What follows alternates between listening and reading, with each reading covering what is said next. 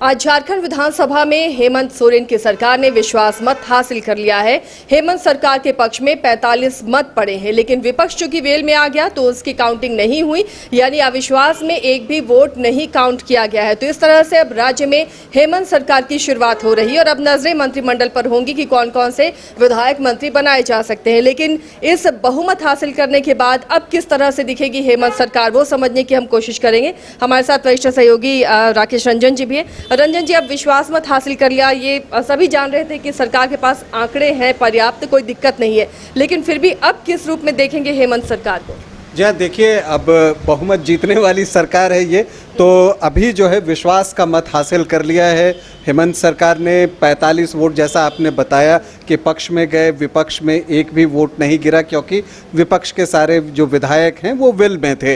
लेकिन जो सबसे महत्वपूर्ण बात है और जो लोगों की दिलचस्पी थी कि चमरा, लिंडा और लोबिन हेम्ब्रम जो है वो क्या करते हैं, वो किसके पक्ष में वोट करते हैं, तो खबर ये है कि चमरा, लिंडा और लोबिन हेम्ब्रम दोनों ने जो है सरकार के पक्ष में वोट किया है और उनके वोटों की गिनती उनके पक्ष में हुई है। तो एक जो ये खबरें थी कि हो सकता है कि खास करके लोबिन हेम्ब्रम को लेकर कि चूँकि उन्हें निष्कासित किया गया है तो वो स्वतंत्र हैं, वो किधर भी वोट कर सकते हैं, लेकिन उन्होंने हेमंत सरकार के प्रति ही विश्वास जताते हुए उसके पक्ष में वोट किया है। तो ये एक बड़ी खबर आप इस विश्वास मत से निकालने की कोशिश कर सकती हैं, क्योंकि चमरा, लिंडा तो विप से बंधे हुए थे, उन्हें जो है नेचुरली जो है जेएमएम के पक्ष में ही वोट करना था क्योंकि वो उसी के विधायक हैं। अब सबसे महत्वपूर्ण चीज़ जो है, एक चुनौती में उत्तीर्ण हो चुके हैं हेमंत सोरेन। अब जो दूसरी चुनौती है जो आज ही है वो मंत्रिपरिषद का विस्तार करना है। कौन कौन मंत्री बनते हैं, 12वां मंत्री कौन बनेगा, ये भी देखना दिलचस्प होगा, क्योंकि इस बार ये चर्चा है कि ये 12वां पद जो है वो भरा जाएगा और बैद्यनाथ राम की नाम की चर्चा जो है वो ज़ोर शोर से चल रही है। कांग्रेस से कौन से जो है विधायक मंत्री बनते हैं, इस पर सबकी निगाहें ज़्यादा हैं। देखिए, जेएमएम की तरफ जो है उतना मतभेद नहीं है मंत्री पद को लेकर, लेकिन अगर कांग्रेस की तरफ देखें तो तरह तरह की खबरें आते रहती हैं। पिछली बार भी जब चंपई सोरेन सरकार ने विश्वास मत हासिल किया था और मंत्रिपरिषद का विस्तार किया था तो जो विधायक असंतुष्ट थे उन्होंने दिल्ली तक की दौड़ लगा दी थी। तो एक वहाँ पर इस तरह की बात देखने को मिलती है। अब चूंकि 2-2.5 महीने की ही बात है तो किसे मंत्री बनाया जाता है, क्या कोई नया मंत्री बनता है। एक डॉक्टर इरफान अंसारी की चर्चा है कि आलमगीर आलम चूँकि अल्पसंख्यक समुदाय से थे तो उनकी जगह को भरने के लिए वो मंत्री बनाए जाएंगे। तो क्या बाकी जो मिनिस्टर हैं वो वही रहेंगे, बन्ना गुप्ता रहेंगे, रामेश्वर उरांव रहेंगे, या इन चीज़ों में बदलाव भी हमें देखने को मिल सकता है? ये महत्वपूर्ण है। मुझे लगता है कि 4 जो मंत्री पद है वो कांग्रेस को दिया जाता है। दावेदार थोड़े ज़्यादा हैं। दीपिका पांडे सिंह का नाम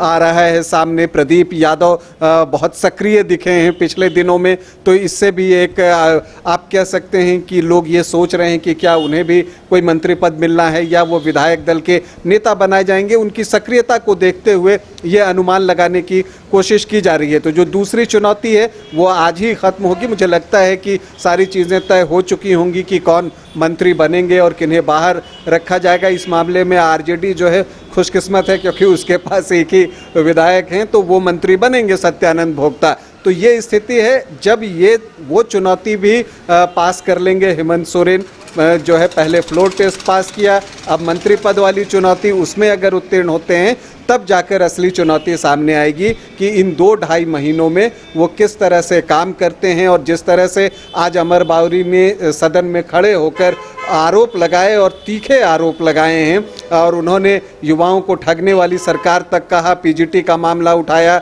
सहायक पुलिसकर्मी का मामला उठाया, तो इन सारी चीज़ों को उन्होंने उठाया है। तो इसका मतलब है कि विपक्ष भी हमलावर दिखेगा इन 2-2.5 महीनों में और चुनाव जो है बिल्कुल सर पे है, तो ये नेचुरल भी है कि विपक्ष जो है हमलावर रहेगा। तो इस मॉनसून सत्र अब हेमंत सरकार के लिए आसान नहीं रहने वाला है। लेकिन एक चीज़ और रंजन जी, जब चमरा, लिंडा और लोबिन हेम्ब्रम ने सरकार को समर्थन दिया तो जो कयास लगाए जा रहे थे कि विधानसभा चुनाव में नाराज़गी जिनकी होगी या नाराज़ियों की एक बड़ी फौज होगी, वो कहीं ना कहीं थोड़ी राहत हेमंत सरकार को दिखती हुई, या फिर जब चुनाव प्रचार में जाएंगे तो वो बड़ी राहत दिख रही है? या देखिए, अगर हेमंत सोरेन चूंकि अब बाहर हैं तो मैंने पहले भी इस चीज़ को कहा था कि वो जो पार्टी के अंदरूनी मामले हैं उसको निपटाने में सक्षम हैं और उनकी बातों का एक वैल्यू भी है। तो इसलिए मुझे लगता है कि बहुत सारे मामले सुलझेंगे। चमरालिंडा के बारे में मेरा बार बार ये अनुमान रहता है, मैं बार बार कार्यक्रमों में भी ये बात कहता हूँ कि वो वापस जेएमएम में आएंगे, उनसे बातचीत की जाएगी। लोबिन हेम्ब्रम किस तरफ जाते हैं ये देखना होगा, क्योंकि लोबिन हेम्ब्रम के खिलाफ भी पार्टी जो है वो कार्रवाई करने के मूड में है, निष्कासित तो कर चुकी है। दल बदल वाला मामला भी जो है वो चल रहा है, तो अब वो उस वजह से वो समर्थन में खड़े हुए हैं कि वो कोई अवसर नहीं देना चाहते स्पीकर को कि वो अगर विरोध में होंगे तो उन पर कार्रवाई हो सकती है, या वो बिल्कुल जो है सरकार के समर्थन में ही है। ये तो खैर आने वाले वक्त में पता चल जाएगा कि जब अब बोरियो से टिकट अनाउंस होगा जेएमएम का तो उसी वक्त पता चल जाएगा। तो ये सारी चीज़ें जो है वो क्लियर हो रही हैं, लेकिन राजनीति बहुत दिलचस्प हो गई है और बहुत रोचक भी होगी। कांटे का मुकाबला दिख रहा है, मतलब पक्ष और विपक्ष के बीच में, चूँकि बीजेपी भी छोड़ने के मूड में नहीं है, वो भी लड़ने के मूड में है। आजसू उसके कदम से कदम मिलाकर चल रहा है। तो दूसरी तरफ अगर आप देखें तो जेएमएम का कांग्रेस ने जिस तरह से साथ दिया है वो काबिले तारीफ है। मुश्किल वक्त में भी कांग्रेस का जो आला कमान है, दिल्ली आला कमान की भी अगर आप बात कर लीजिए तो बिल्कुल कदम से कदम मिलाकर वो जेएमएम के साथ रहा। हेमंत सोरेन जेल में थे तब भी उन्होंने वो एकजुटता दिखाई है। आरजेडी जो है हमेशा से बीजेपी के विरोध की राजनीति करता रहा है, तो दोनों तरफ गठबंधन पूरी तरह से तैयार है। तो मुकाबला बहुत रोचक होगा, दिलचस्प होगा और कांटे का होगा। चलिए, तो अब इस सरकार को तो समर्थन मिल गया, बहुमत मिल गया। हेमंत सरकार अब पूरे फॉर्म में नजर आएगी और अब मंत्रिमंडल का विस्तार होना है। कौन कौन से वो चेहरे होंगे वो भी हम आप तक पहुंचाएंगे जैसे जैसे चीजें सामने आती जाएंगी। तो बने रहिए न्यूज बाइस्कोप के साथ। घर के लिए ग्रोसरीज की जरूरत हो या चाहिए फल और सब्जी, डेयरी या बेकरी प्रोडक्ट्स चाहिए या beverages, snacks and branded foods चाहिए हो या ब्यूटी प्रोडक्ट्स, अब इनके लिए अलग अलग दुकानों की तलाश हुई खत्म, क्योंकि रांची में खुल गया है केस्टो मार्ट, जो रखे आपका और आपके बजट का ख्याल। हर सामान पर 5% की छूट, होम डिलीवरी की सुविधा भी। आज ही पधारें। Kesto Mart, one stop solution for every customer's requirements. Call 9153989339.